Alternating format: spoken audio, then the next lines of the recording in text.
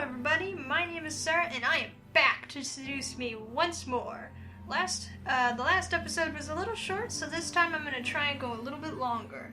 Now we shall see how it goes. Let's get right back into it, shall we? Well, come on feet, let's go on an adventure. I stood and exited my room, hoping that the boys were still asleep. Oh, crap. Can I go back?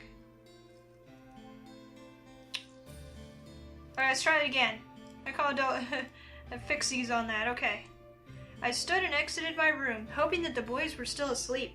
I began to wander the halls on my end of the house, opening each door to find what room each door led to. Quickly, I found an old office. A desk and chairs sat by the far side as a large bookshelf of documents and memorabilia donned its nooks and crannies. There were a couple pictures of me growing up and peeking from the shelf as I walked further into the room. I don't believe I've been in here before. I tried to recall memories of ever seeing this room, coming up with nothing as a result. This room was new to me. Did I want to disturb the furniture? I'm curious. I gently opened the shelves and any drawers I saw in the room. In a couple of them were books and even sewing kits. I assumed they were used for my grandfather's toys, so I left them alone. One drawer, however, was locked, no matter how many times I pulled. Grr, come on, open! Nothing. It would not budge. The drawer beside it, though, did, revealing a laptop. Why is there a laptop in a drawer? I lifted it from the drawer and carried it over to the desk and chair. Opening it, it was a high-tech laptop with a retina scanner as a pass lock. I was not sure whether or not to try to unlock it or not. Let's try. I decided to try. I turned on the computer and I leaned my face near the retina scanner, lining the camera up with my eye. To my surprise, I heard a ping come from the computer before the screen opened to a desktop. Huh, look at that. On the desktop were documents and folders labeled with different aspects of the Anderson Company. Taxes, profits, bylaws, products, the list went on and on. If I really did want to become CEO of the Anderson... What? Oh, okay.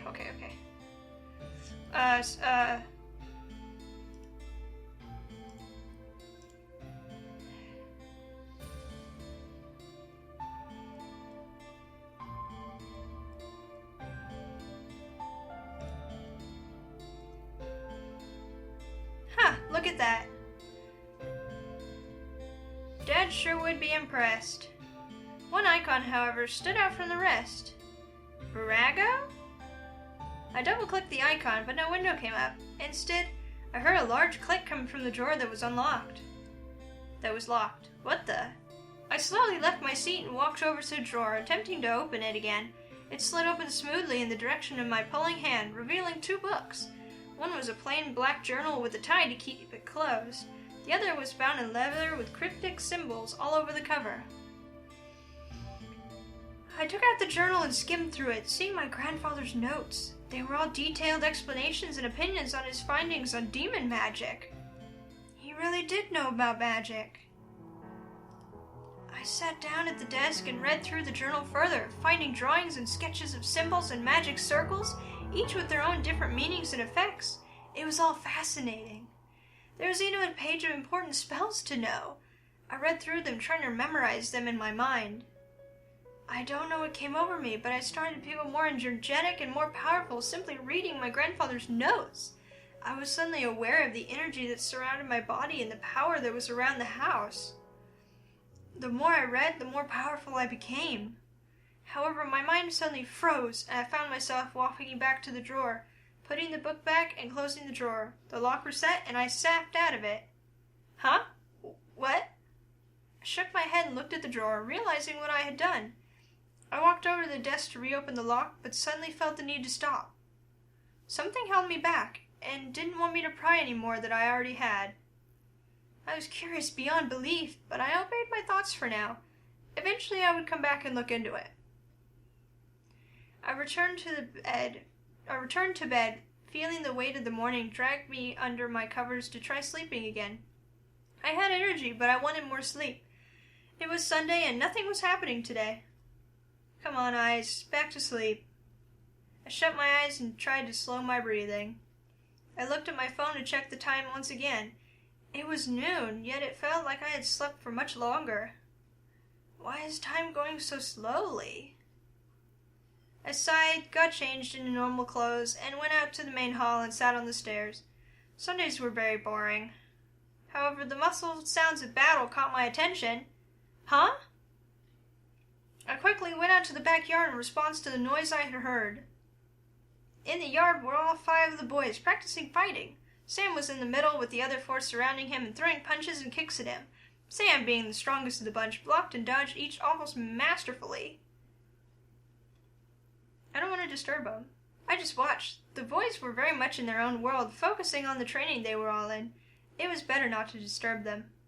I checked the time and decided to head inside to the kitchen. I was getting hungry and I'm sure the boys would need to eat soon, so lunch was a must. Might as well make lunch today. It's been a while since I cooked. Lunch wasn't particularly hard. I decided to make chicken and rice. I love rice. Gotta keep their energy and strength up with protein. That's right.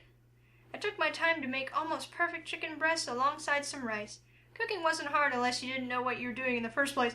I can cook. Totally. I placed the food in the dining room. However, none of the boys were there by the time I brought the final dish out. I carried that dish to the main lobby, catching the boys separating into different rooms of the house. Part of me wanted to go to one in particular. The other part of me wanted to just leave them be and take the food in my hand to my room and eat. Maybe I could go out today while the boys focus on training. I'm going to find one of them. I quickly rushed back and grabbed a second food dish before hunting down one of the boys.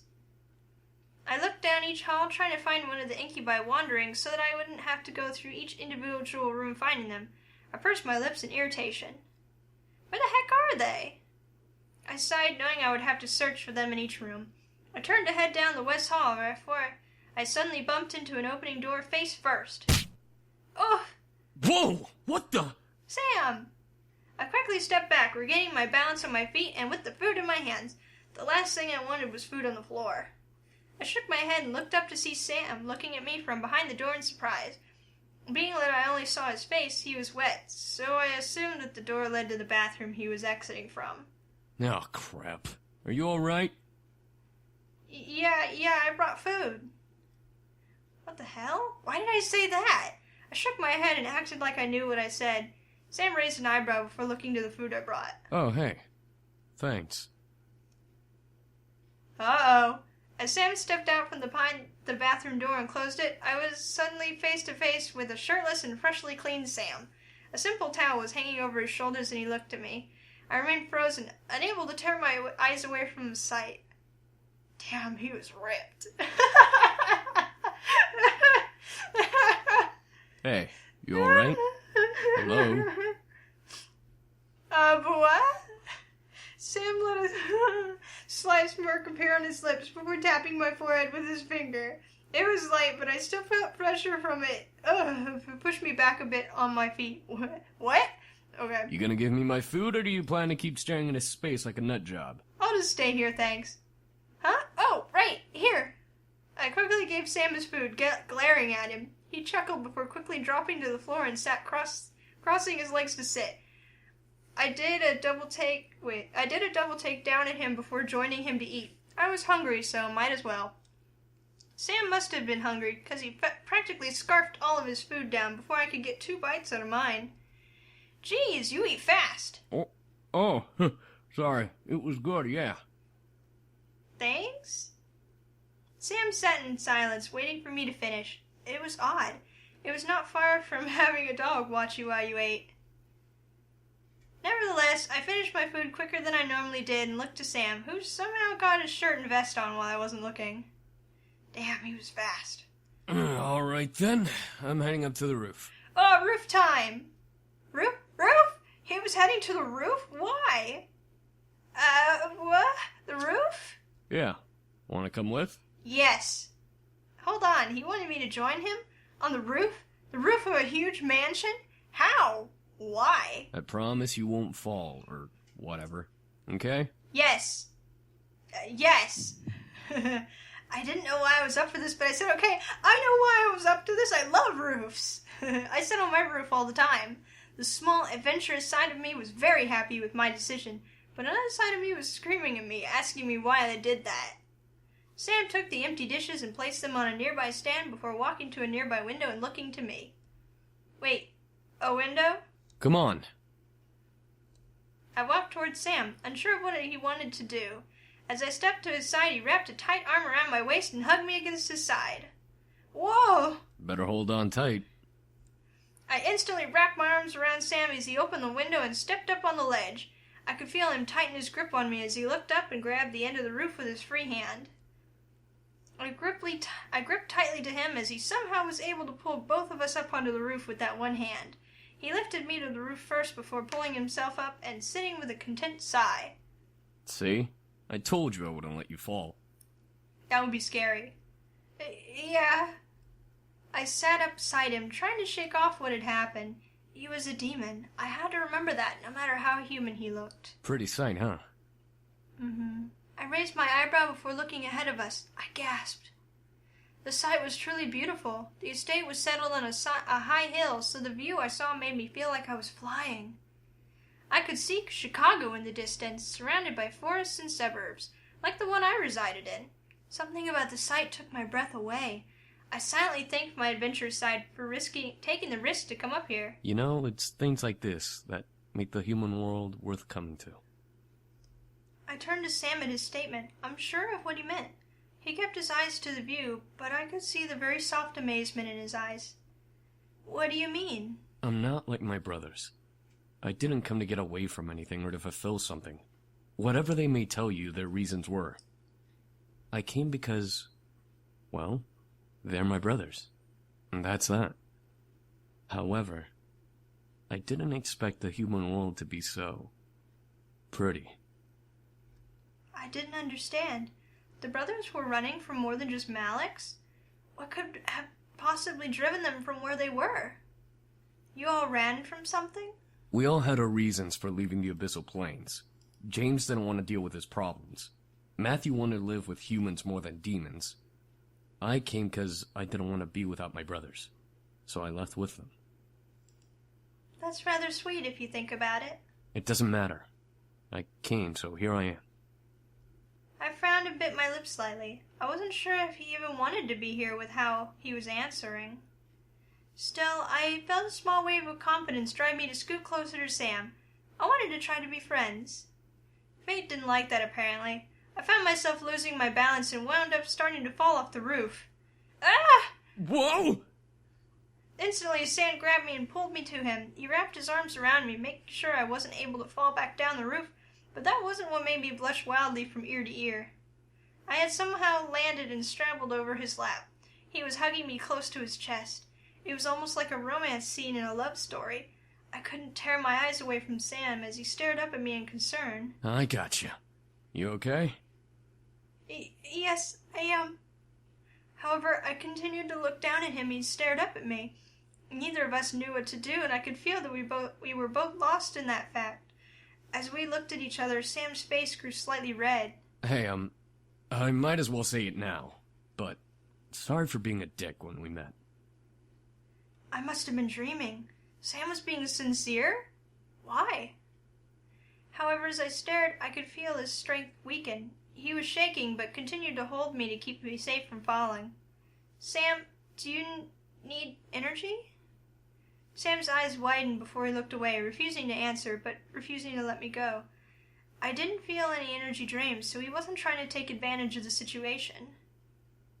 That was it. He needed energy, but should I give it? Do it! I gently grabbed Sam's face and tilted his head to angle with mine. Leaning in closer to him, I brought my lips to his and kissed him deeply. I didn't know if this would help, but if it was how he got energy before, I shut my eyes, waiting for the draining feeling to reappear in my body. Sam didn't move, nor did I feel energy drained from me. I opened my eyes and saw Sam staring wide-eyed at me, but unmoving. He was unsure of what to do, and I had silenced him with confusion. I don't know why, but I felt both irritated and accomplished at the question and the look he was giving me. Where was his flirting? Where was his cocky smirk? From what I remembered, he took advantage of me when we met, yet now he was somehow intimidated by me. I pulled away and spoke. I wanted to give you some of my energy. You've used a lot of it. I'm sure that the energy you took from me was only used for healing. Let me help you. I don't... Sam, if you don't want my energy, just tell me, but I'm offering it to you if you do. All of a sudden, I felt that familiar feeling of warmth run through my body once again. I felt my body slightly heat up as Sam pulled my body closer to his. He regained his stoic gaze before speaking. Just remember, you offered it. Before I knew it, Sam pulled me into a gentle but passionate kiss. Heat erupted through my body as his kiss slowly and almost timidly got deeper. Sam kept an arm around my waist while I rested my hands on his chest. The energy from my body was slowly draining from the kiss, making me feel light and warm. It was almost pitiful how comfortable and how willing I was in this situation. Still, I held no regrets. I was enjoying every bit of this kiss. Sam gently leaned back, pulling me along with him so I was laying on top of him. It felt odd yet comfortable to be the one in control. Sam wasn't as forceful as he was when we first met, and it felt almost magical. It was how I imagined the first kiss to be like, except with energy drain. Soon, though, the energy drain stopped, and Sam gently pushed my face away to end the kiss. I stared down at him as we both panted for air. I had never kissed like that before, and I was so lost in the moment that I had forgotten how to breathe. Sam moved a strand of hair from my face to behind my ear, eyes still full of desire. The look in Sam's eyes, though, I almost couldn't find the strength to pull away. I could feel the hold of his mind-altering spell fade away, but I still felt hot. Something told me I wanted more, but at the same time, I wasn't sure if I truly did want to give anymore. Should probably stop for now. I gently pushed Sam back, smiling tiredly. Let's stop here. I'm getting a little dizzy. Sam instantly nodded, a glaze of guilt running across his eyes as he examined me for fatigue. Sorry. I must have taken too much. I giggled softly before lifting my fingers to his lips, hushing him. I then smiled. It was my choice, Sam. I wanted to help. Sam stared at me before nodding with a very small smile. You're odd. I gently leaned back, feeling slightly wobbly. As I felt my body lean back, Sam quickly held me to him again to balance me. Jeez, you look like you're about to pass out. I couldn't even respond back. Weakness poured over me. I gripped onto him, trying to find my core balance once again, but I remained almost limped against Sam's chest. Sam let out a sigh before wrapping a strong arm around my waist, lowering us down back into the house through the window and carrying me to my room. Sam then lifted me up gently and laid me on my bed, covering me with my blankets. As I looked up at him, he brushed a strand of hair from my face to the side. I felt weak and felt like closing my eyes, so I did. I let myself fall back into the darkness of sleep, knowing I was safe and comfy in my bed. Sam lingered in my dreams, reminding me of the kiss we shared. I felt happy. I felt relaxed. I was going to sleep for a good while. The remainder of the night passed by, surprisingly uneventful.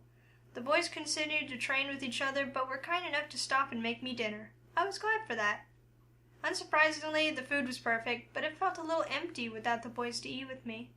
They most likely had already eaten, but still, I felt lonely. I couldn't let it bother me. I ate and went back to my room to study and sleep.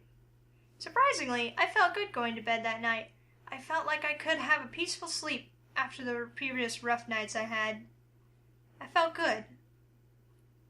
I drifted to sleep and woke up almost flawlessly the next morning.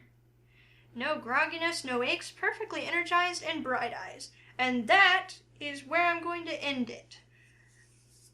That was interesting. I know I'm saying interesting a lot. Like, I don't know what else to say. I mean, I don't know. I mean, you know, this is kind of going the way I had hoped it would go. I'm gonna be honest, I had decided a little while ago that I was gonna go with Sam. I just didn't know it would proceed so quickly. So, I'm cutting it there.